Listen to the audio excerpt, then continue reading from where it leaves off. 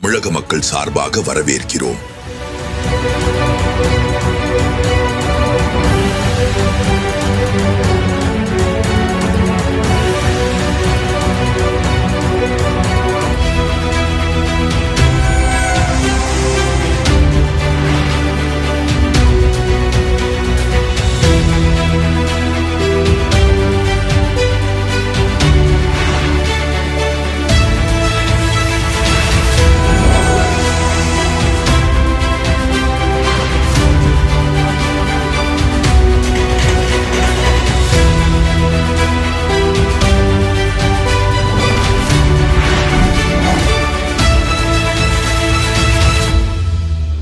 தேசமும் மக்களுமே முக்கியம் என்ற நோக்கில் பல திட்டங்களை செயல்படுத்தி வரும் பிரதமர் மோடி அவர்கள் இந்திய ரயில்வேயின் வளர்ச்சி உலகளவில் ஒரு புதிய மைல்கல்லை எட்டும் வகையில் வந்தே பாரத், அம்ரித் பாரத், நமோ பாரத் உள்ளிட்ட திட்டங்களின் கீழ் பல்வேறு பணிகள் நடைபெறுகின்றன.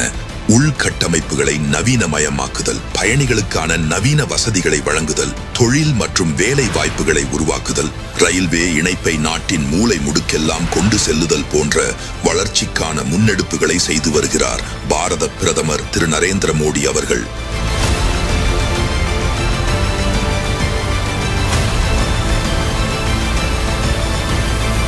தமிழ்நாட்டில் தீக்கொண்டது.